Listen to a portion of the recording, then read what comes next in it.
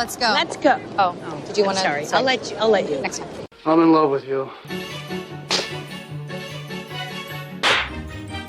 Snap out of it. I'll have what she's having. Too many guys think I'm a concept, or I complete them, or I'm gonna make them alive. I'm just a fucked up girl who's looking for my own peace of mind. Don't assign me yours. Caustic wit is my religion. I would make a great queen because I am so stubborn. I say when it comes to stardom and Lauren, there are no accidents. Hi, Karen Peterson. Hello, everybody, and welcome to episode 115 of Citizen Dame, the podcast where we know lots of things, and we're going to talk to you all about what we know. I am Karen Peterson, joined as always by Lauren Humphreys-Brooks. Hello. And she knows almost everything. Occasionally she gets it wrong, as we learned last week. But then I correct myself, thus making me right. There you go. So. We also have a special guest this week. We are rejoined by our very lovely Kimberly Pierce. Hello. Kim, how are you? Good. Thank you for having me back. We're so excited. We were talking about having a guest this week to talk about female or feminist film criticism, and I was like, hey, you know who has a channel on YouTube called The Female Gaze Productions?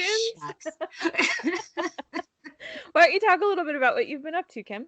That has been taking up the breadth of my time, especially, because quarantine is quarantine. It's basically been me alone in my basement, just watching everything I can and trying to record videos about it. Going from trying to tackle, got a few TCM kind of reviews coming up, and been fixating on game shows, as anybody who's been watching the YouTube channel has probably seen. But I've been doing that, been playing a little bit with some podcasting stuff of my own, and just having a blast over here trying to keep socially distant. Well, fun. What have you been up to this week, Lauren? I don't know. What have I been up to this week? All of the weeks begin to blur together, and then it's just like, I've been watching movies, been like watching What We Do in the Shadows, which just like, keeps me grounded, keeps me happy. I love that show so much. I am, as I said on Twitter recently, I am very invested in Guillermo's arc this season. I am just like quite emotional about it, and yeah, it's good. But and then also, as always, fighting with stupid men on the internet, because that's one of the things that I do. It's our lot in life. Fighting the good fight. Mm-hmm. Yeah. Last week I started, because I've been binging, like trying to catch up on a lot of shows. And because over at Award Circuit this year, it was nice because I was just put in as the assistant editor for film, so I wasn't in charge of TV. Occasionally, there are certain shows, like What We Do in the Shadows was my baby. This Is Us is my baby. So it was like, I still got those, but the rest of it is like, I didn't have to worry about TV at all. And so there's tons of stuff I haven't watched, haven't caught up on. Well, then our assistant editor for TV stepped away, and so now I'm doing both of them. So I was just I've got to catch up on a lot of stuff, like all of a sudden. So yeah, TV so doesn't stop. Yeah, so I've worked it out where, because my day job, I can follow the arc of an episode of a TV show while I'm doing my work. It's harder to concentrate on a movie while I'm working. So it's given me the chance where I have had time. So I kind of have made a schedule for myself where during the day, I'll watch a couple of shows, like a couple of episodes of a show, and then at night I watch movies. Isn't work at home wonderful? Yeah, it really is. So it's like, man, I couldn't do this at the office. I would get in trouble. But yeah, so last week I started The Handmaid's Tale, and I finished that this week, and that was interesting. And I went right from The Handmaid's Tale into Mrs. America, and I was just like, oh my gosh, I'm so tired. That's toxic women who think that they are like the moral superiors of everyone else, and they're just helping the patriarchy. And you mean they're Karens? They are Karens. Yes, they are.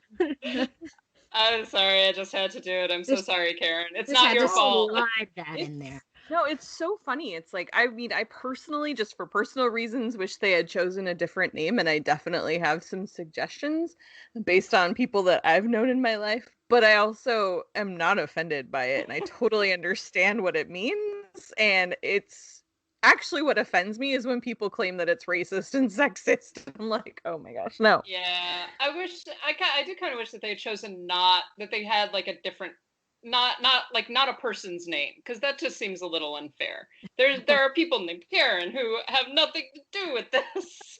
Right. Well, it's been really sweet how a couple of people have told me, like, you are not a Karen, and I'm like, thank you. I mean, I personally have never identified as a Karen anyway, because that's not a name that I would have wanted to choose for myself, but it's a family name and I'm stuck with it. I was telling my friend a week or two ago that I had actually, even before this like really re-emerged as a big thing, for a long time, like a lot of my friends just call me Kay, and I sign stuff just with my first initial. And I had actually for a long time been contemplating just going by Kay, like just everywhere. And then I got a new boss in January, and her name is Kay, and I was like, well, now I can't do that. Oh. So, oh well. You were there first. You should get to keep the name. There we go. Find a different name.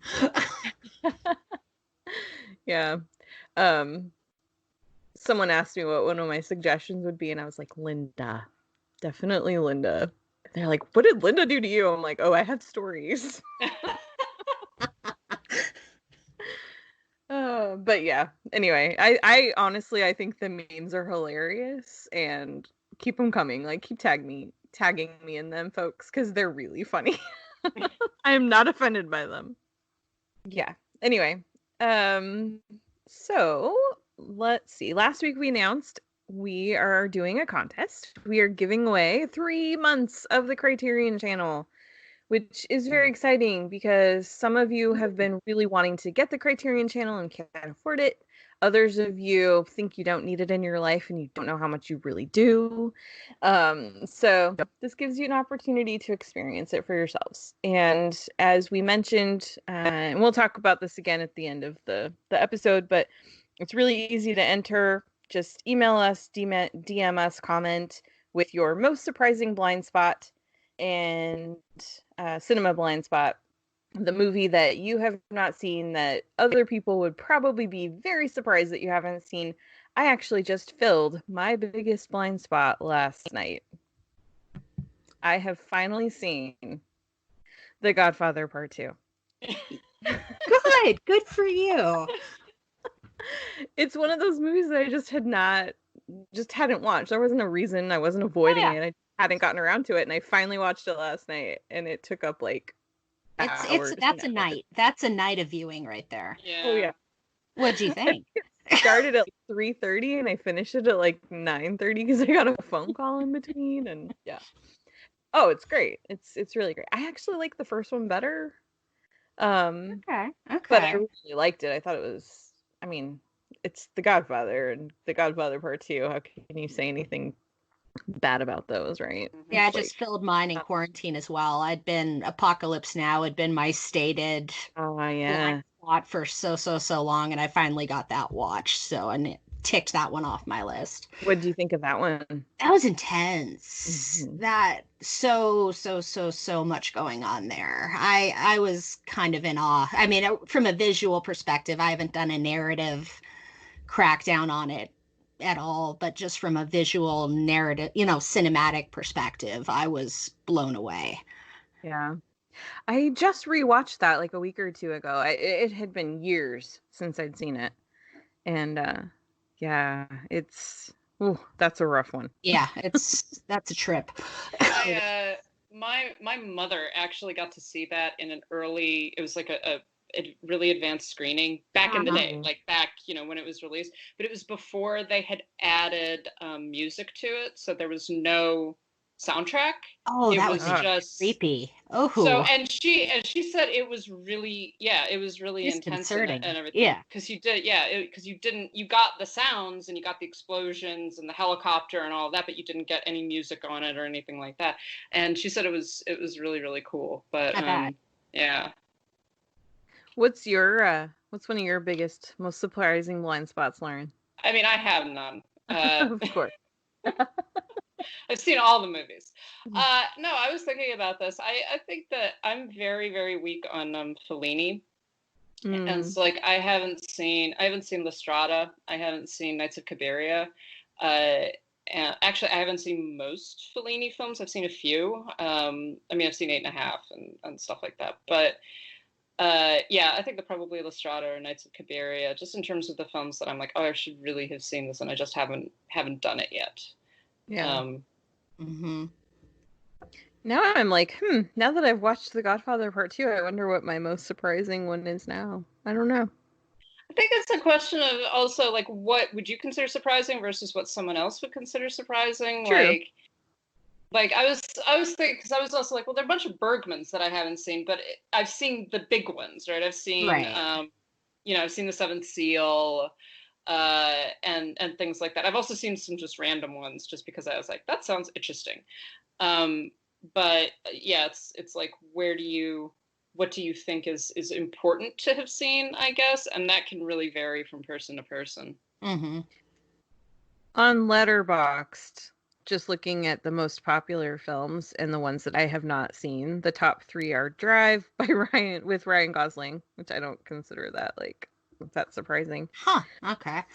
Scott Pilgrim versus the World, which I started watching and never finished, and A Clockwork Orange, which is one that I think I've kind of avoided that one. I've had opportunities to watch it and I've chosen not to, but I've never, that's one for me, and I know I put that in my blind spot list as well, but it's also one I'm very squeamish to tackling. I've never been that great with Kubrick, and it makes me nervous. It's a tough film. I actually, and I think your mileage may vary depending upon how much that sort of thing bothers you. Because I remember when I saw it, I was in the same room with like several friends, and I was watching it, and then like they came into the room and they were like, oh my God, I do not want to see this, and they like ran out. Right. It didn't bother me as much as I thought it was going to. It is disturbing, like there's no question about that. But I think that in some ways it had been built up so much that when I actually got to see it, I was like, oh, well, this is dark and this is disturbing, but it's not like, I can't stand to watch it. So that reminds me of how I felt with The Exorcist. Everybody had The Exorcist, how terrifying that is. And then I got through it. I'm like, oh, okay. That was dark. That's a movie, another one I just watched for the first time, but that was one that I had chosen for years not to watch, and I swore I never would. And then finally, it was actually because of that Shudder show, Cursed Films. I was like, all right, you know what? I'm just going to watch it, whatever. And yeah, I felt the same way. I was like, this is not scary. I think that it builds the intensity really well. Oh, definitely. Most definitely. But I think if I'd seen this, even 10 years ago, I might have found it much scarier than I do now. I think that it's so iconic at this point that by the time, like if you haven't seen it, by the time you actually get around to seeing it, you've seen parodies of it, you've seen films that do versions of the same kind of scares, you've seen I remember when I was a kid, there's a Daffy Duck cartoon that's a takeoff of The Exorcist. Like, there's so much, it's such a major cultural touchstone. It's kind of like The Shining, where the elevators, spilling blood and everything. It's like, okay, we've seen that because we've all seen the Simpsons episode, and so when it happens, you're just like, oh, this must have been really freaky in the 1970s. But right now it's like, oh, her head's spinning around. Yeah, they did that in Ghostbusters too.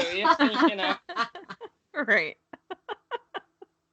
I just kept thinking, like, man, if that was real, that would kill her. Oh, but yeah, another one that's like, well, I'm glad I've seen it now. And yeah. So let us know what your blind spots are, and we have told you about some of ours that I think are pretty surprising. So we're not judging, we just are curious. Yeah. So last week we talked about film criticism in general and kind of why it's important to understand theory, some of the history of film, some of the intention and politics that go into making film. This week we want to break down specifically feminist film criticism. And so we are very excited, Kim, to have you here for this discussion because there's a lot to talk about. And we think that you are a great resource for, especially when it comes to the historical side of things. So first of all, let's define our terms. What is feminist film criticism? Lauren, why don't you start us off with that? Oh God, so I think that the probably the quickest way to define feminist film criticism is that it's primarily based in feminist theory, which was influenced by second wave feminism, which sort of happened in the 1960s and 70s in the United States. And of course, there's a lot of crossover, and that's not at all saying that there wasn't feminist discussion of film prior to that, but that's kind of where most of the texts come from and most of the discussion comes from. So it's, as we were kind of talking last time, there's a lot of overlap in film criticism and in film theory between other parts of society and other philosophical underpinnings. So it's not surprising that you begin to get this very serious discussion of feminist film criticism and feminist film theory around the same time as you have the rise of the women's movement and some major changes, particularly in American society. So some of the major ones are, of course, Laura Mulvey, who we're going to talk about, I think, a little more in depth in a minute, Molly Haskell, Marianne Johansson, in more of the horror and genre films, Barbara Creed and Carol Clover did a lot of discussion about horror specifically and the way that the female body is represented in horror and the way that women are represented in horror.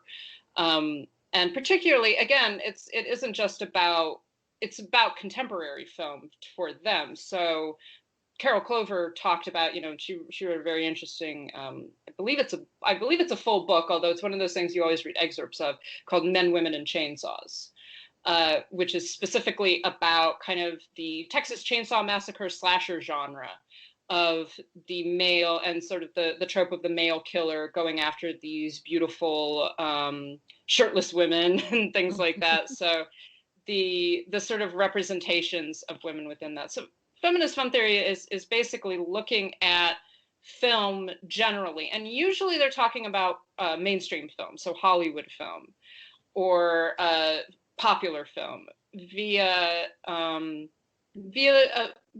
feminist gaze. How do we understand film that is being produced in a patriarchal society, the representations of women within cinema, why women are represented the way that they are. And then also, as time has gone on, what that means going forward, what it means to have a female director, what it means, the difference between the male gaze and the female gaze. Is there a difference? Is it possible for cinema to represent the female gaze? Is the male gaze just consistent? Is it always going to be something that is sort of hard baked into the nature of cinema because of patriarchal society? And of course, there's a lot of disagreements, et cetera, but so much of the dialogue is taking place within feminist theory generally. So as feminist theory changes over, from the women's movement over the course, through the backlash over the course of the 80s and 90s and now into the aughts and the 20s, how does that change with the way that we approach film? I don't think I could say it better myself. I don't honestly think I could even elaborate on that. That covers it completely in my mind. Well, okay. But as a woman, and as a woman who loves to critique and look at film in a much deeper way, what is it for you? What goes into your line of thinking? What are you looking at when you're looking deeply, especially when you're looking at like historical films? I started kind of in kind of feminist film criticism, film breakdown, working in the kind of post-World War II, so like 1946 to 1962. That was kind of my master's thesis when I kind of discovered what I loved covering. And ever since then, it's kind of shaped. I look at women through the lens of the culture and how all of what's going on at the culture at that time, how it plays into the depictions of sex and gender that we're seeing. I mean, I tend to follow right along with the kind of the second wave ideals, because I think so much was shaped and turned by everything that happened really post Freudian, going into the 70s. But looking at, for example, for me, like the 50s, you can totally see everything you can see things bubbling to the surface in the 50s. It didn't just magically hit in the 60s. Things were percolating. Things were percolating after the war. And really trying to understand, all of this happened because women went to the factories. Women started working during World War II. And turning this into a discussion of where we are as a culture, how culture changes, how it shapes who we are, what we became, what things are leading to. And I mean, in my experiences, especially when looking at historical films, historical series, it's so gray. There's very little black and white. It's so gray. Mm-hmm. And it's understanding film and understanding really film history. It's all about being able to see the gray, you can see the sexism, but you can also see through either whether it be the story or the star persona of an actor or performer to various little elements. You can see aspects where you can see progressive elements, or you can appreciate what's happening and where things are leading in United States culture, particularly, because that's my emphasis. Mm-hmm. Yeah, it's funny because as I've watched more and more classic film, I've been really surprised by some of the things that I've seen that, like, I just didn't think that, people back in the 50s didn't talk like that or think like that. And it's been such a weird kind of realization, I guess, that people are basically the same now as they were then. We're just able to be more open about what we think and not having to hide behind, workarounds to get around censors and things like that. Sorry, go ahead. I was just going to say, it's interesting, just going off of what both of you are saying, it's interesting that the rise of feminist film criticism, as it were, also coincides with the breakdown of the production code and the breakdown of traditional Hollywood. Mm-hmm. So and what you're talking about, Kim, you're talking about, post-war. So there's kind of a reinforcement of it. But then as you get into the 1950s and into the 60s, even Hollywood films are beginning to push the envelope, as it exactly were. Things got a lot weaker. Yeah, and so you're getting things that are coming out that are still being censored, but not to the same degree. You've got an entire new generation of actors that are coming up. You've got mm-hmm. people like Brando and exactly. Dean and Marilyn Monroe and all of that. And so you've got this really interesting transition that's happening historically, that's independent of, to a certain degree, is independent of, feminism as a thing, but it's happening concurrently, right? Mm-hmm. And so you're getting these new representations of women and this pushing of the envelope at the same time that you're beginning to get the rise of the feminist movement and eventually the approach to cinema specifically. So it's a really interesting overlap that begins happening right there. Yeah. See, it's funny, my personal experience with feminism and even looking at anything from a feminist perspective, I was primarily raised by a single mom. I mean, my parents got divorced when I was 9, and my dad was in the picture, but he didn't really have a hand in raising us after that.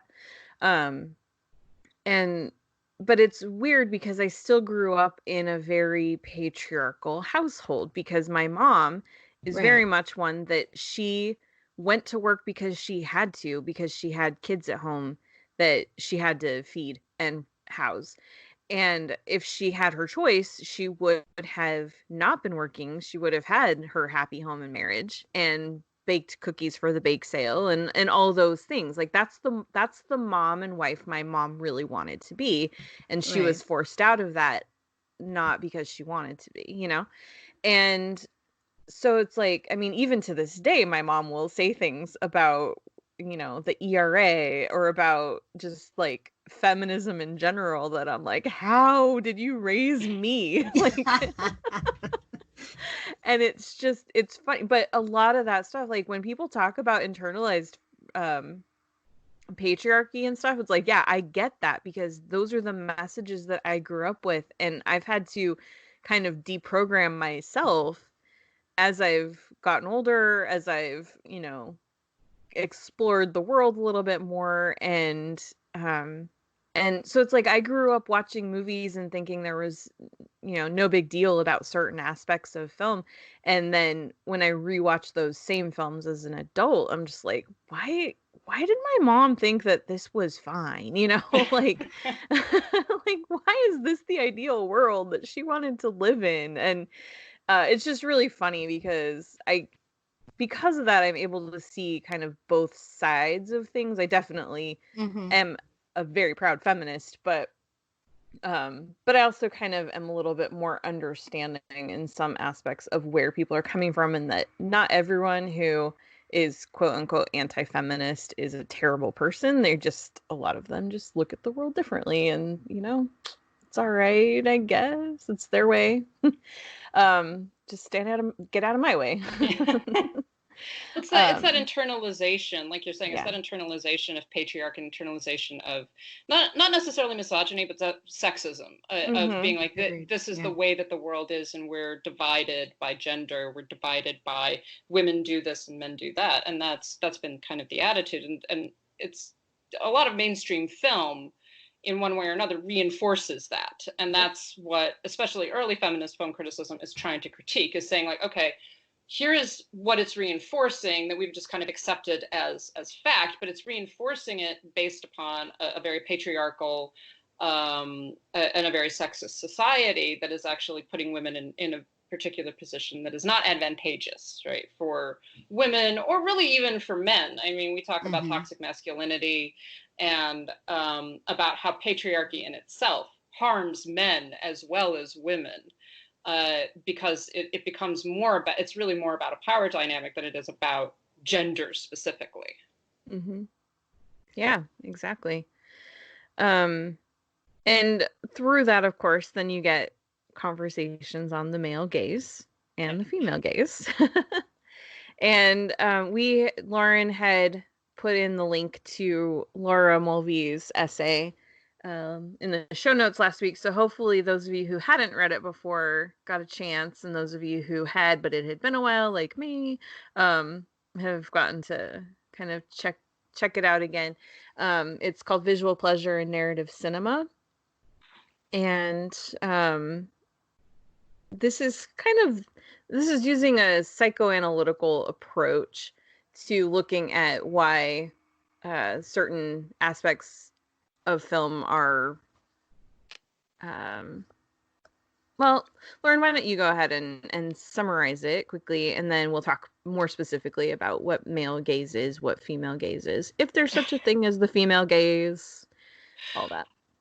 Okay, let's see if I can do this. All right, I've done this so many times for men. I've done this so many times for men on the internet. It's just like, read this, read this, go away, come back, read it, understand it, and then we'll talk. Except not really, because I'm not interested in talking to you. Well, they're never going to read it, so you don't have anything to worry about. Yeah, that would require them reading it. So Laura Mulvey in some ways, fairly or unfairly, has become kind of ground zero for feminist film criticism, because Visual Pleasure in Narrative Cinema was such an influential essay. And it actually came along quite late. I believe its original publication was like 1976. But one of the things that she proposes is the concept of the male gaze, and the male gaze is complicated, but it is the way that the camera specifically, so not just the characters within the film, but the way that the camera itself looks at people of different genders, and specifically the way that it looks at women. And what she's proposing from a psychoanalytic perspective is this concept of scopophilia, which is the sort of sexual pleasure of looking. So you're not necessarily engaging with someone, it's the peeping Tom kind of syndrome. You're not necessarily physically involved with anybody. In fact, the person that you're looking at might not even be aware that you're looking, but it is finding fulfillment, finding sexual fulfillment via the gaze, via looking at someone. And so that's what she's saying. It kind of typifies narrative cinema. And when she says narrative cinema, what she's really talking about is mainstream Hollywood or popular cinema. And the major film that she uses, and is really a perfect demonstration of this in some ways, is Vertigo. And not just the way that Scotty, the James Stewart character, looks at Madeline, but also the way that the camera looks at Madeline, and the way that the camera looks at Scotty looking at Madeline. And that whole kind of process of looking is meant to evoke a sort of desire, and to a certain degree a sexual fulfillment from the male viewer. So the presupposition she is claiming of the male gaze is that the camera kind of stands in for the viewer, and the intended viewer, the intended audience of all of this, is a male spectator. And so when you have the camera looking at female characters, the women become these symbols rather than full people. And one of the things that she's claiming, and she's in some ways very right about in terms of heterosexual relationships, etc. She says, in a world ordered by sexual imbalance, pleasure in looking has been split between active or male and passive female. The determining male gaze projects its fantasy onto the female figure, which is styled accordingly. So this is the male gaze, the male looking at the female, who is then performing at some level, or is being turned into simply an object. When we've talked about it before, we've discussed the difference between objectivity and subjectivity, and the woman as object versus the woman as subject. So essentially what we're saying is, in films that use the male gaze, and Mulvey is claiming that this is all narrative cinema, the woman is the object. She's the passive bearer, basically. And the man is the active looker. Of course, there's always going to be this divide between them, because the male spectator can really only achieve his fulfillment via the camera and via the male character. So there's always going to be a separation between the male spectator and the object of desire, who's the woman. So that's basically what she's talking about. It's a little more complicated than that. And she actually wrote, years later, she wrote kind of a rebuttal to her own thesis, which essentially said that, she was being a little extreme, and she was intending to be extreme. The essay is intended to provoke people. It's intended to begin, I believe she put it, it was intended to be a provocation, not a manifesto. So it's not saying this is the way that it is. It's saying, here is how I think the way that it is, and I want you to talk about it. Yeah, yes. Fight me. I want you to talk about it. I want you to have a dialogue about it. It wasn't just like, this is it, and now we're not going to discuss it anymore. Mm-hmm. So that's basically what she's up to. I think that, as I say, I think that reading the full essay, it gets fairly academic, but once you get into the meat of it, it's pretty clear what she's talking about. And particularly when she's talking about specific films, you're like, oh yeah, I definitely understand how she is seeing this element. And the fact is, she's right about a lot of things. She's right. This is an interesting approach. And it's an approach that the more that you watch film and the more that you consider film from this perspective, the more you recognize it. And you see, like, yeah, that's what she's talking about. Yeah. This is like what we were talking about last week, where this is a way to look at things. This isn't the law of how you have to. Yeah. And yeah, I mean, I can remember even from a young age, because I was watching, grown up movies when I was 9 and 10 years old. And I can remember just even as a kid, there'd be times where I'm like, okay, this man is talking to this woman and we see his face, but like her boobs are in the middle of the frame. Like, why? You know, and the way, like, we've talked extensively about Wonder Woman versus Justice League, and how Wonder Woman is shot in her film, where it's all, you know, showing her strength physically versus showing her as a sexual object and like scoping up her leg, you know, or whatever. And those are the kinds of things that that you can really see. And this essay, as Lauren very well described, it talks about why that is and what the messages are because of those choices. Yeah, so definitely, if you haven't read that, you should. We'll link it again in the show notes this week. But Kim, can you talk a little bit about your thoughts on the male gaze and the female gaze? I jumped into this. It's been a while since I reread this. I mean, I was feminist, you know, film and film school, so I probably have 8 copies of this essay laying around. It is, at its root, it's very hard to initially to jump into, and it was kind of hard initially to, you know, wrap my head around it, because in the roots of where this come from, I think, are completely true. All you need to look at is something like, you know, James Bond. The example, you know, something to go more contemporary, Harley Quinn and Suicide Squad versus Harley Quinn and Birds of Prey. I mean, it's there. It's clearly there. Do I believe it's always there? No. Part of what I've done in my research and on my YouTube page is trying to turn an eye towards those examples where you see instances of, where I use the term female gaze popping out. Like, for example, the example I always go to is something in like Where the Boys Are, where you see Connie Francis, you know, sitting on the beach, openly sizing up George Hamilton. I mean, to go back to what I said earlier, there's so much gray in film. It depends on the film. It depends on the, you know, director, the filmmaker. There's so much that all plays into it. But I believe as a whole, looking at mainstream Hollywood cinema, it's incredibly prevalent, and it's rightly a groundbreaking work for it.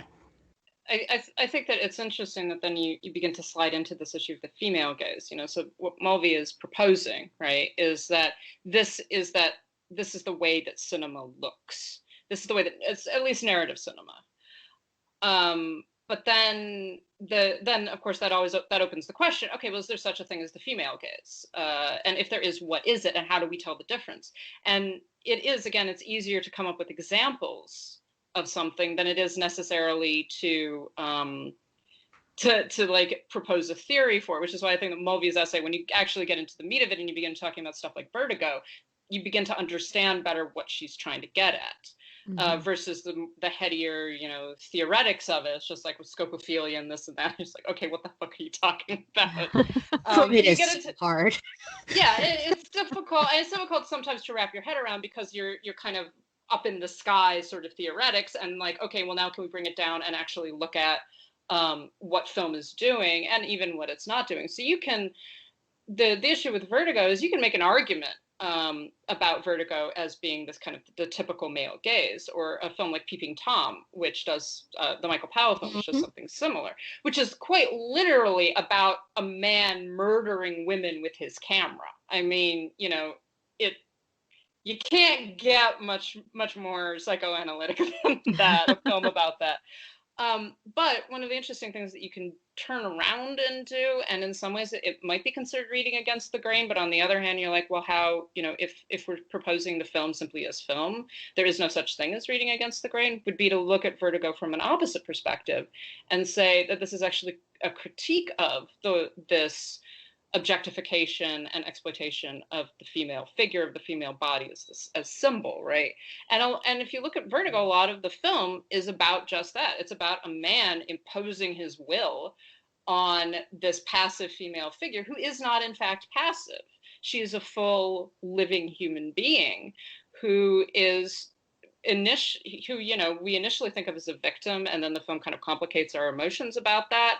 And then ultimately she does become a victim. She is a victim of the male gaze. And so you can read Vertigo not you can read Vertigo in a feminist manner that is more of a positive feminist look, in saying that the film is actually doing the very things that we're talking about and is critiquing those things. But so it's interesting where these things kind of come into play, and how they push and pull, because a lot of feminist criticism is a reaction against patriarchy. And so, but it takes as its foundation the assumption that the film is patriarchal. Mm-hmm. And then when you begin to get into discussion of the female gaze or something like that, you begin to get into say discussion of Birds of Prey. Well, the perspective that you're taking there is the film is not patriarchal. So what is the film doing? It is using the gaze, and it's using the gaze of the camera. In some ways, it's reacting against some of the things that were done in Suicide Squad. And I would stand by that. So how is it looking differently? It's looking at the same characters, it's looking at the same women, but it's looking at them differently. They're not existing for men. Yeah, they're subjects. Mm-hmm. Yeah, exactly. We actually got a question. I think this came up last week, but we deferred it to this week because it felt more topical this week. I am not sure how to say this handle, but at Priya Prism NZ. I think so. I think I got that right. Sorry if I didn't. Please correct me if I'm wrong. When guys seem to get all excited about a genre flick, for example, I don't know, The Running Man, is that any different for when gals get excited about Birds of Prey? Yes. That is, can I defer to Lauren and then fill in after that? That's kind of I need time to unpack that. Well, I believe he tried to clarify this actually later, and I think that what he was trying to say was that that men look at The Running Man as like a critique of maybe a critique of capitalist society and a critique of right, most definitely. Right. And women look at Birds of Prey as a critique of patriarchal society. And I think that that's fair. I think that one of the things that we always have to pinpoint is the difference between a more oppressed subgroup and a less oppressed sort of dominant, I don't know how to put it, gender. I don't know what else to say. So, if you're talking about, if you're talking about the divide between men and women, okay, well, you can also break that down into race. You could break that down into gender identity, more specifically, people who are trans, people who are not trans, etc. Mm-hmm. You can break that down into sexuality, so the LGBTQ community versus straight people, heterosexual people, et cetera, et cetera. And so you can break that down deeper and deeper and deeper. But if you're just talking about this very binary men and women, right, which is not the best way to do it, but let's just say that we're going to do that right now. I think that the second you have a film that is being produced with a female spectator in mind, and I would argue that that is what Birds of Prey is. Birds of Prey, I said it more bluntly on Twitter recently, that I don't think Birds of Prey gives a shit if men watch it. Mm-hmm. Agreed. I think that it's more, if you want to watch it and if you like it, awesome, but it's not really for you. It is for women. It is being made for women, by women, and it is being directed towards women. It's being directed towards specifically female experience.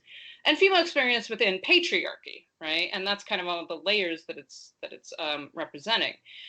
So I think that there is a degree, we are so unused to being subjects, and we're so unused to seeing ourselves reflected on the screen.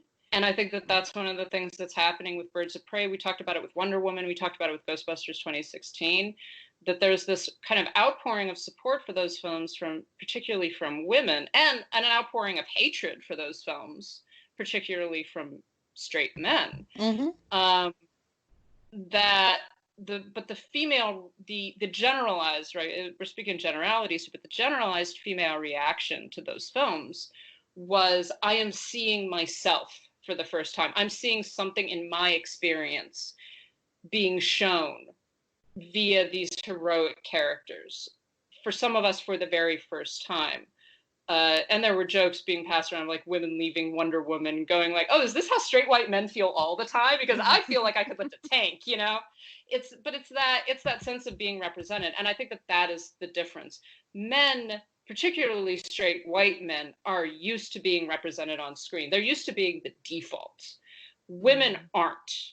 And in fact, we're used to digging sometimes in films for someone to identify with. And very often that winds up not being a female character, or winds up being a female character that you practically have to rewrite in order to make it okay.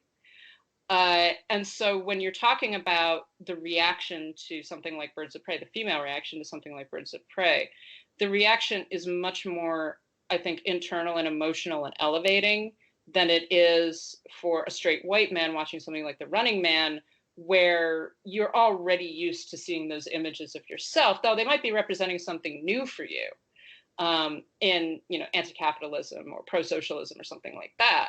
But that's a much more subtle gradation than what women are experiencing with something like Birds of Prey. Yeah.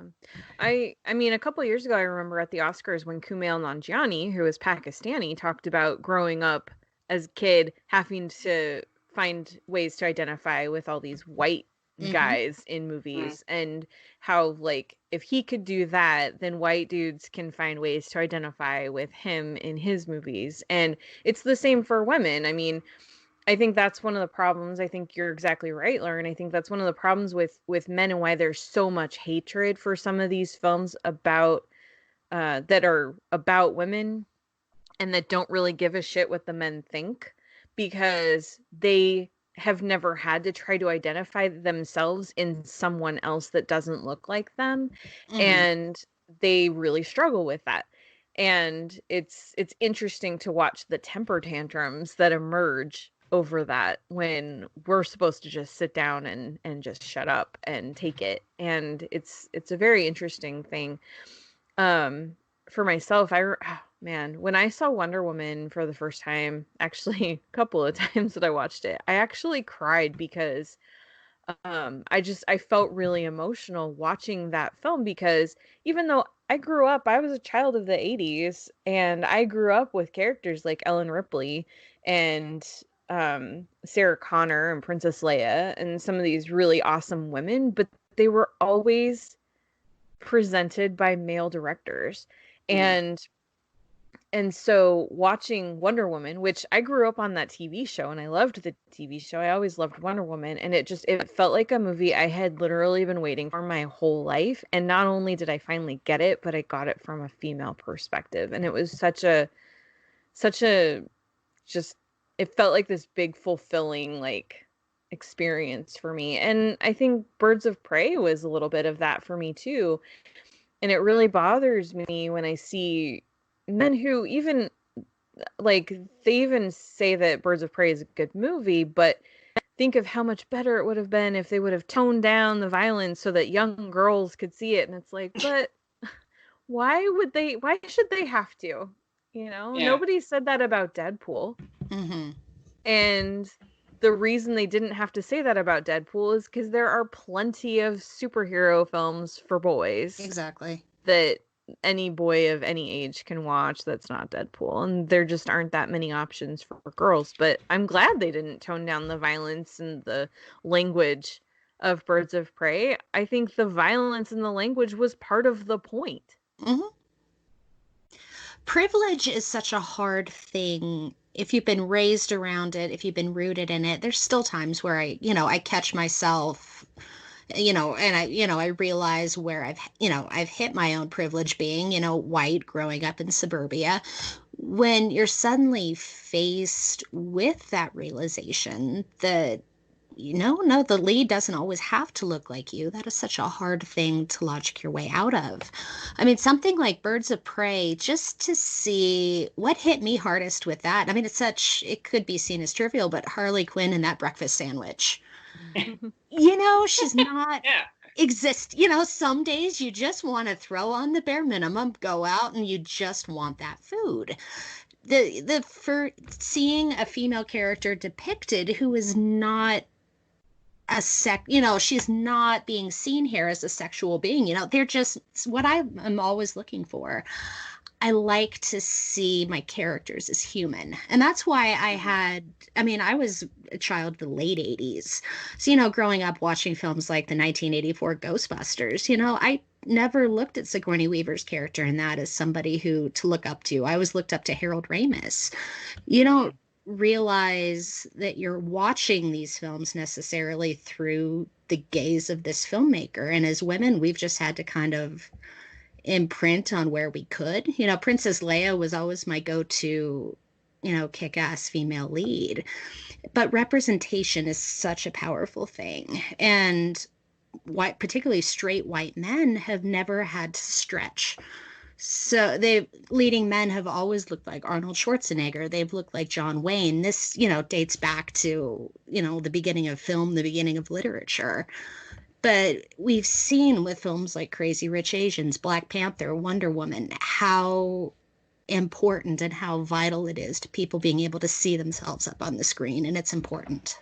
Yeah, absolutely. I think that it goes back to, we're kind of discussing the female gaze and what that means. And it's easy to see when you're talking about women that, you can, it's the side-by-side comparisons of here's how she's shown, here's how Harley Quinn is shown in Suicide Squad, here's how she is shown in Birds of Prey, and the differences. And you can see it, right? If you just look at the frames or you look at the scenes, you're like, yeah, I totally get it. And that's a very stark comparison because it's obvious, but there's greater subtlety to it also. It's the way that the camera looks. And I think that it is the intended audience. Like I'm saying, I think that, and sometimes it's very subtle. It's that sense of like, it's the difference between you are meant to identify with this figure versus you are meant to want to consume this figure. You are meant to desire this figure. Right. And that difference, and that's not saying that's not leaving out also the concept of the queer gaze or anything like that. In fact, very often the female gaze and the queer gaze begin to overlap slightly. Because if you're looking, and it's sort of sad, really, for heterosexual women, if you're looking at a woman who's being represented as powerful, as intelligent, or also as a total fucking mess. Harley Quinn for a lot of that film is a total fucking mess. She's having a difficult time, right? But you're seeing that as a part of your reality, right? There's almost this sense of like, well, it's also queer. It's like, well, why is that queer? Heterosexual women are a total fucking mess sometimes. It's the subjectifying, as it were, of characters like that, particularly characters that we're used to seeing represented differently, that we're used to seeing objectified. And I think that characters like Wonder Woman or Harley Quinn are very much in that category. Because they've been so heavily identified with comic books and very male-centric visions. When you actually see them as subjects, you're like, oh my God, it is that almost emotional reaction to it. Because you're seeing them through the gaze of a female spectator. Mm-hmm. And I absolutely agree with you guys that I think that one of the problems that a lot of male spectators have is that they have not experienced that in any major way. And they do not know. So they're suddenly essentially being forced to take the perspective of a woman. Yeah. And they have no idea what to do with that. And it seems like an assault to them. It seems like it's something that is attacking them personally. And what they don't understand is that that's the world that women and you can expand that to also talk about people of color and queer people, etc., have lived in constantly. Mm-hmm. Yeah. Well, and like, it's interesting. I don't know if this has been the experience that you guys have had with the men that you've known, but I know so many straight men that or heterosexual men who are so afraid of being thought of as gay, which is stupid. But they're just so afraid of that they think any little thing might give people the wrong impression of them, and to the extreme where I remember when Casino Royale came out a few years ago, like, gosh, what was that, 10, 12 years ago now? And there's that shot where Daniel Craig comes up out of the water, and it's like you just see him kind of emerging and you see like his form. And I remember talking to a couple men who just thought that was so unnecessary, and why were the women all like freaking out about that? If it was a woman, they would have been all mad. I'm like, you mean like every other James Bond movie where they do that with all the Bond girls? Okay. But that's the thing. It's like, they like, when they see that and they see it shot that way, it's like an assault on them, on their senses, because they just can't look at a man that way. And it's really interesting to listen to them talk about that, because oftentimes it's just so expected, and even sometimes really subtle, the way that women are shot, where you almost don't notice that the focus is on that giant slit up to her hip in her dress, and they just don't notice that. So then when they see it, when it's a man, it's really just like in their face, because it's not something that they see very often. Yeah, well, and then that brings it to the argument, what is the female gaze? Is it simply a reversal of the male gaze? So looking at men, at male figures, the way that we look at the way that the male gaze looks at women. Kim, what do you think? I have always approached it, and it could stem from the films that I'm usually looking at.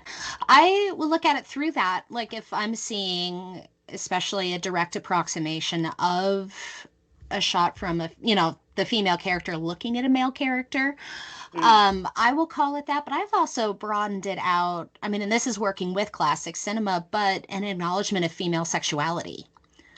What female desire, classic TV. The route I've been working a lot of TV lately. Something like even F Troop, which hasn't aged well, but the fact you have the Wrangler Jane character openly going after Captain Parmenter the whole time. In the middle of the 20th century, where we were still coming out of the Madonna and the whore, the good girl, bad girl dichotomy, letting women be complex, letting, quote unquote, the good girl be sexual. Somebody like Anne Margaret, I always come back to as a typification of that, because she wasn't, I always feel like Hollywood didn't know what to do with her necessarily, because she wasn't a femme fatale, she wasn't a bad girl, but she was sexy.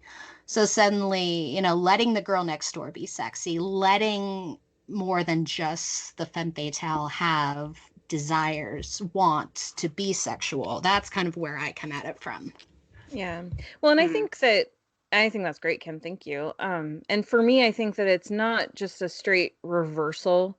Like you just flip it and suddenly it's the way that women look at men, because the way that we look at men is different than the way men look at us. Men look at women because they want to consume us. And, for a man looking at a hot woman, he thinks of all the things that he wants to do to her. For a woman looking at a hot man, usually it's all the things she wants to let him do to her. It's not what she wants to do to him. And that's a big difference. Yeah. Well, I think about, some of the shots, and it's not the entire film, but some of the shots in the first Thor movie of what's her name, Jane, like he comes out of the shower and he's Chris Hemsworth and he's gorgeous, right? And you see him like walking around and her looking and her and what's her name, Darcy, looking at him, just being like, wow, and the camera, and it's kind of a joke, but it's also the camera is kind of meaning for that to happen. But yeah, it's this like, oh, he's got this fantastic body. But as numerous women have pointed out, and like men tend to be like, oh, you just want, Chris Evans or Chris Hemsworth, et cetera, because they have nice bodies. Just like, well, yeah, they have nice bodies. But also like Thor is a sweetheart. Like he's this ridiculously big, god, and he's also a dork. Like, he's funny, he does funny things, he's very sweet.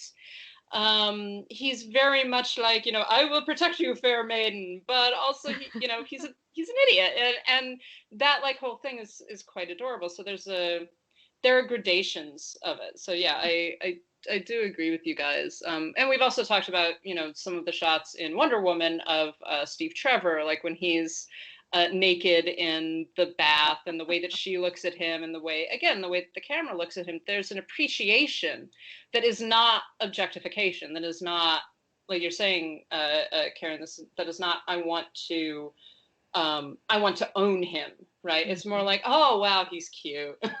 Yeah, we like to appreciate what we're seeing, not think of, it's just very, the intention, I think, behind the looking tends to be very different from men and women, and that matters. And I think that that's one of the reasons why men have such a hard time when it's flipped, because they still have internalized that they're supposed to want this thing and they don't want that. Yeah. And there's, I mean, just think about what you were saying, Kim, about older films. I recently rewatched Gentlemen Prefer Blondes. I was just thinking about that in the lead up to this, yeah. and particularly, and there's a lot. I mean, that's a complicated film in terms of gender dynamics and sexual dynamics and stuff like that. But one of the things that I always pinpointed is Jane Russell's Ain't Anybody Here for Love? Yes, much, yes. The depiction of the male body, and not just the male body, but the way that she is engaging with the men around her. And them wearing the tiny shorts that are also very close to the tone of their skin, and like all of that. And it's intentional. There's no doubt about that. Like, the emphasis on her basically walking around being like, oh, this is great. Like, isn't this wonderful? Old time in that one. Yeah. But so it's interesting that a film of that era, and it kind of manages to get away with it, I think, because it sort of plays it off as a joke. But is essentially to say, like, here's this single woman who is surrounded by these fantastically toned, attractive men, and she wants them. She wants all of them, and she's going to talk about how she wants them. And the camera is going to allow that, right? The camera is going to allow the gaze to look at them in very much in the same way that she's looking at them. I mean, that movie as a whole, because that scene, and then, Marilyn Monroe is the 1950s, typification of the male gaze. You think of her when you think of 1950s sex appeal. However, the fact is that film, the most important relationship there between the characters is between the two women. Yeah. The bond between the Marilyn Monroe and the Jane Russell characters. So I was reading a Mulvey essay where she was kind of referring to that film, and I brought a completely different reading than she did, because I see it as a very progressive example of handling of the female voice, the female perspective. It was coming, you have to dig a little bit, but there's a lot there, and it's a very complex film.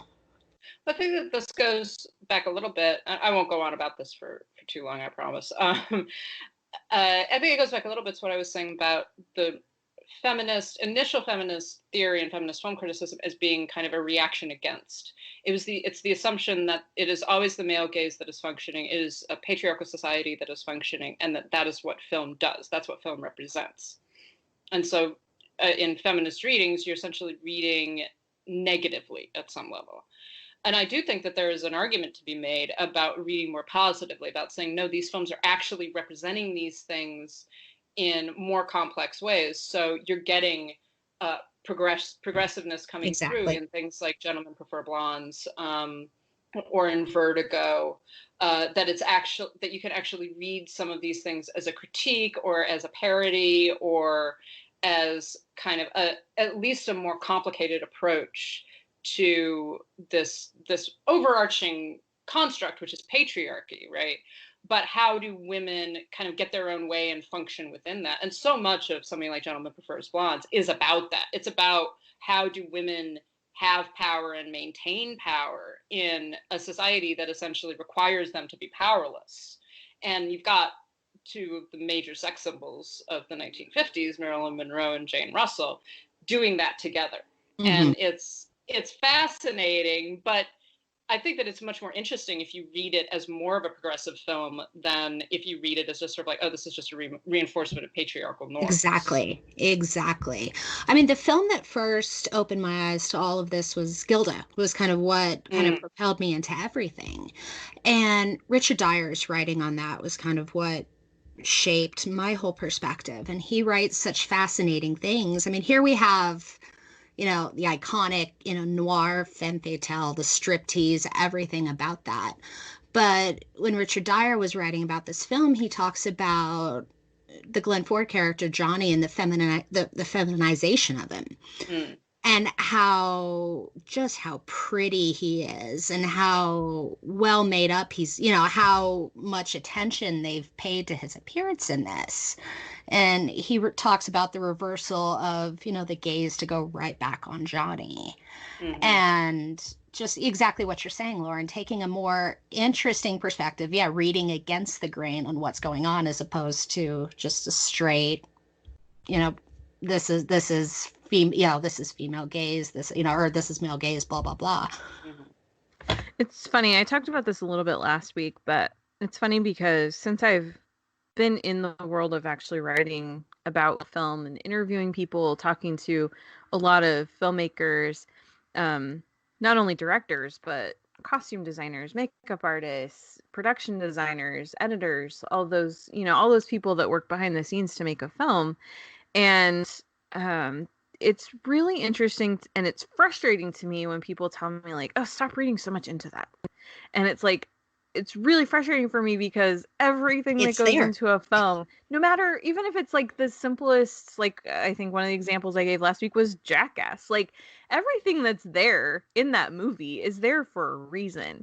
And when you look at a film like Gentlemen Prefer Blondes or Gilda or Birds of Prey or, Fast and the Furious, the dynamics in that film are often very intentional, usually very intentional. Occasionally something will kind of happen positively by accident, but for the most part, I think when you look at things and you go, wow, this is actually can be read kind of subversively, I think usually that's not an accident. Yeah, no, definitely. And I think that we were talking about auteur theory last week, and I think that this is actually one of the things that undercuts auteur theory a little bit. Is that we tend to simply say, like, is the director male, is the director female? Okay, so the men, that's male gaze, the women, that's female gaze. All right, fine. Which isn't true, necessarily, right. And we're talking about Gentlemen Prefer Blondes. It's a film directed by a man. But one of the other things to actually look at in terms of approach, and it's difficult to parse out, who has had influence where, but it's, look at the number of female producers that there were on certain films. Mm-hmm. Look at, not just the man directed it, but the screenplay was written by a woman. Mm-hmm. Or the book that the screenplay is based on was written by a woman.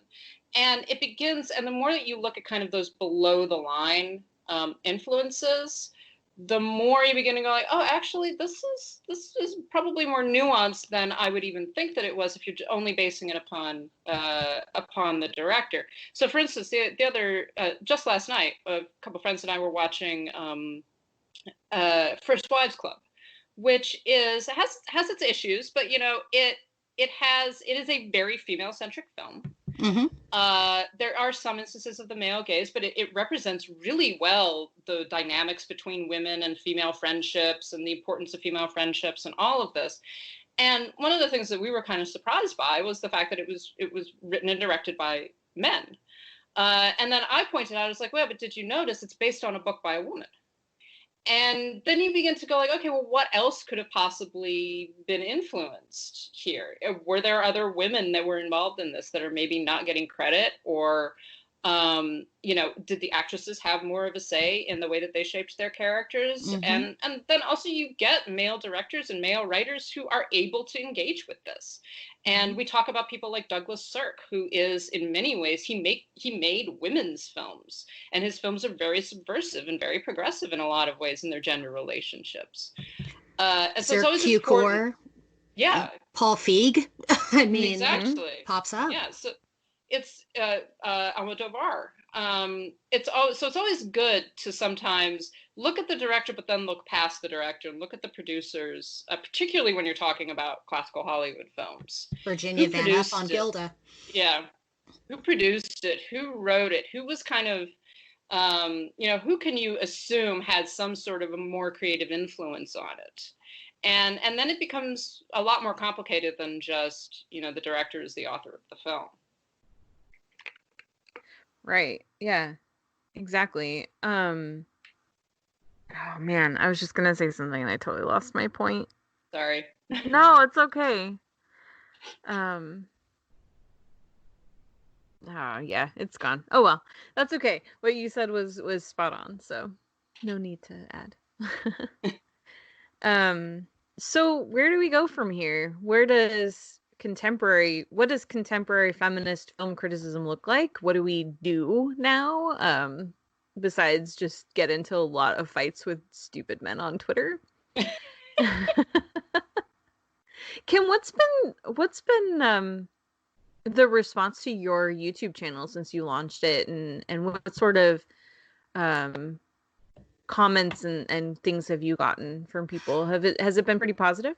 Very positive. I mean, what's completely been just, making my little heart sing.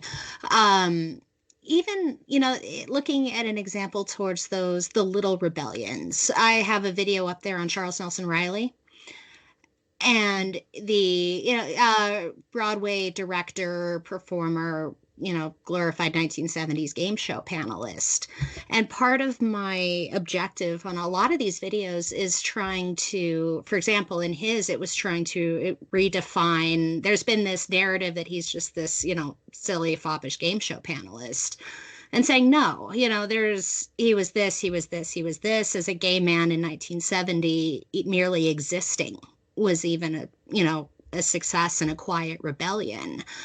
And there's been just so much love and affection towards just reclaiming some of these stories and turning an eye towards, okay, this may be seen as, through one lens, this may be seen as an example of classic entertainment at its worst. But my belief is these people were people. These people were human beings. No actor is defined purely by his single role, a single performance. They have careers, they have lives. And that, to me, all goes into playing with the cultural readings of these works. And some of them, don't get seen as much when I play with the lesser names, but it's definitely a positive thing. And I think just as a whole, we need to continue looking at representation, women, LGBT, people of color, all of that. We just need to keep fighting for more representation on screen because we'll slowly get through what we're in, but that's the main goal. Mm-hmm. Mm-hmm. Thank you, Kim. Lauren? Yeah, I agree with that. I think that it's very important also to look back on our history and to know. So I think that it is important to read people like Mulvey and Barbara Creed and Molly Haskell, et cetera. But then it's also important to look forward and to be like, okay, this is the basis of sort of the way that we approach film, but we need to continue to move forward. I do think that there's a lot of value in kind of reacting against even their presuppositions in presupposing, as we were discussing, that mainstream film is just automatically patriarchal because of the surrounding society, and seeing, as Kim is saying, where that is undercut, where those quiet rebellions, I love that term, is occurring. And sometimes, and you can find things that are very surprising. I think that it's worth continuing to look back on cinema and seeing where have we lost the thread, not just where has the canon lost the thread. So why do we canonize D.W. Griffith but not Alice Guy Blaché? And that's changing, and that's a good thing. more and more people are becoming aware of female influence, both behind the camera and in front of the camera, at varying degrees of Hollywood structure and of independent film and of international cinema. And it's really important to continue to look back at those and to continue to kind of uncover and champion those things. And I think, Kim is doing a great job doing this and looking at cinema and at television in a different way. And I think that it's important that all of us continue to do that, whatever we happen to be interested in. I love horror films, right? So I'm always interested when a new film comes out and it's a female director or a female writer. I'm always interested to go back to some horror films, be like, oh, a woman directed this or a woman produced this. Slumber Party Massacre was something that I had never seen until a couple months ago. And I was like, oh, this is weird, but this is actually really subversive. This is a very interesting kind of approach to film. And again, it's the sort of thing that you don't expect. And I think that people like Lois Weber and Alice Guy Blaché and Nanina, when we had her on a couple of weeks ago, talked about Wendy Toy. These figures that are very influential in cinema and very influential in the formation of cinema now need to kind of be elevated and discussed, and we need to see that it's time maybe for feminist criticism to not just be reacting against patriarchy, but also to be reading within this changing society and say, these films represent more than what they appear to, and that's important. And there are these subversions, there is this progressiveness, and to continue to apply that to contemporary films and to champion those films that are challenging and that are important, and even the ones that are mediocre, even the ones that are this doesn't work as well as it should, and to look towards those as well, because there's a wide variety of female artists that are producing a wide variety of art, and it's important to focus on them and to talk about them and to see what they're actually contributing to contemporary cinema. Yeah, absolutely. And I think that, everything both of you just said, I agree with wholeheartedly. So I'm only going to add to it that I think it's really important for us to raise each other up as well. And we're in a business that can be that is very competitive by nature. And I think it's really important when, I've been trying to do more of this, but when I see a really good article, criticism, interview, whatever it is, by another female writer, I'm trying to do better about sharing those and telling people, go read this person. She really knows what she's talking about. And this is really well written. And there are a lot of great men out there too that we really appreciate and admire and respect. And it's not to take anything away from them, but a lot of them don't need as much help. They don't need as much support as the female voices do. And so I think that that's something else that, for myself personally, that's something else I'm trying to do better about, is helping elevate not only women directors and screenwriters, but other female critics. Mm-hmm. Absolutely. Agreed. Absolutely. Yeah. Well, is there anything anybody would like to add to anything that we've talked about? Women are always right, obviously. That goes without saying, but I'm glad goes without saying. That's such the truth. Well, just to add on to really briefly to what you were saying, Karen, I also think that it's important to not to necessarily call out other female critics, but also to note that just because a woman says something, I'm about to contradict myself, just because a woman says something doesn't mean that she's right. Because there are, and when you were talking about Mrs. America earlier, there are women that are reactionary. There are women that kind of get where they want to be via just sort of reinforcing patriarchal mindsets and excluding other women. And so I think that it's important when we see that happening to comment on it and to, not necessarily to say this, to call people names or anything like that, but just to actually say this is not cool. This is not what we're supposed to be about. And, you can't quote a female critic at me who is a known reactionary and say, well, because she thinks this, therefore all women think this. We're not a monolith. We all have our own opinions. We all have our own ways of being. And you're not going to disprove my point by saying, well, what's her name? Danny something or other. I can't even remember her full name. But it was just, she's a very reactionary critic and is very often elevated as being like, well, because she said this, ergo women agree with me. It's like, no, that's not how it works. Mm-hmm. Yeah, that's a very good point. That's a very important point to make too. And it's important to read not just, this is why we need more women writing. It's not that we need less men, although I mean we kind of do, but the point isn't fewer men writing about film. The point is more women writing, because then you get lots of different perspectives. I mean, the three of us could talk about one movie and all have three different points of view on it, and it doesn't mean that any of us are wrong. We just look at it differently based on our experiences, our perspectives, and also just what we see when we're watching it. Well, we bang our head against the art, every time a work comes out by a female filmmaker, it has to suddenly speak for the genre. I remember talking about on this very podcast about how terrifying it is to think if one of these fails, there won't be another one for 20 years.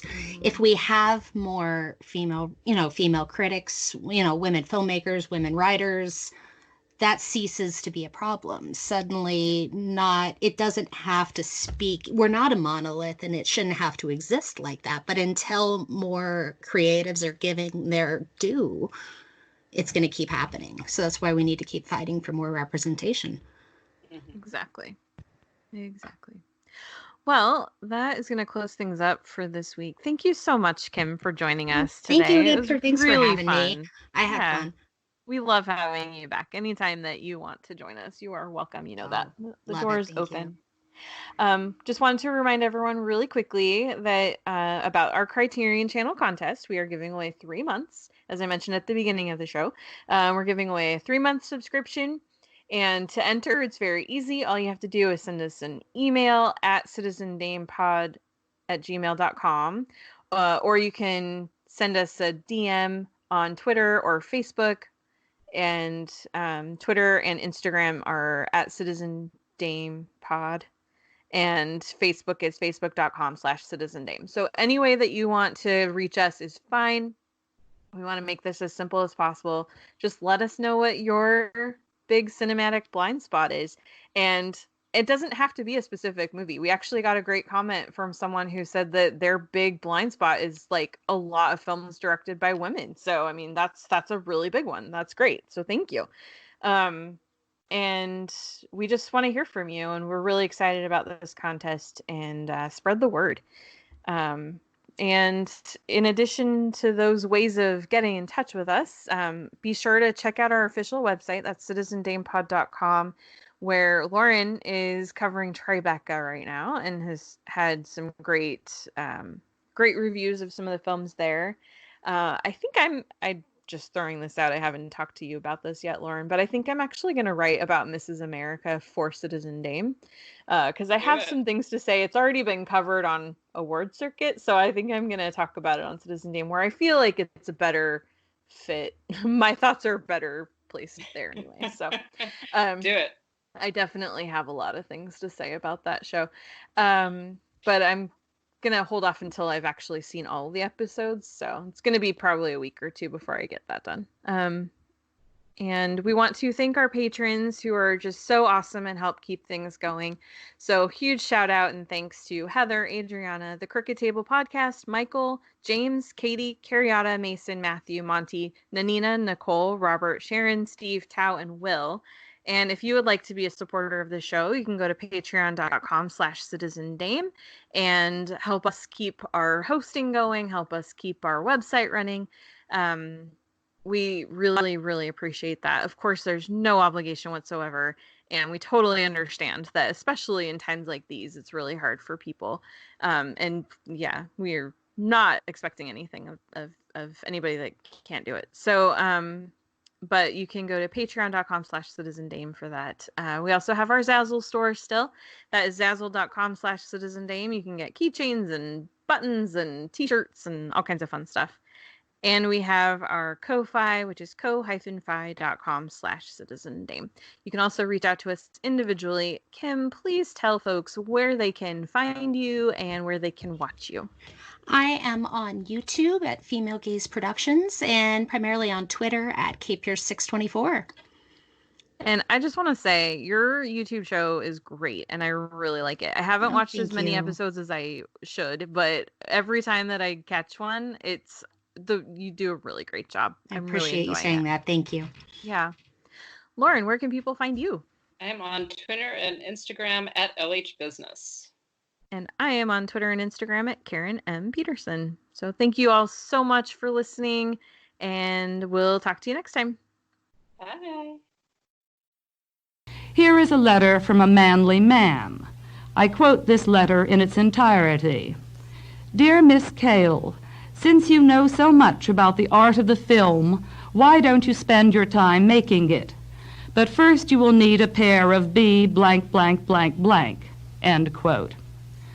Mr. Dodo, I use the repetition in honor of your two attributes. Movies are made and criticism is written by the use of intelligence, talent, taste, emotion, education, and discrimination. I suggest it is time you and your cohort stop thinking with your genital jewels.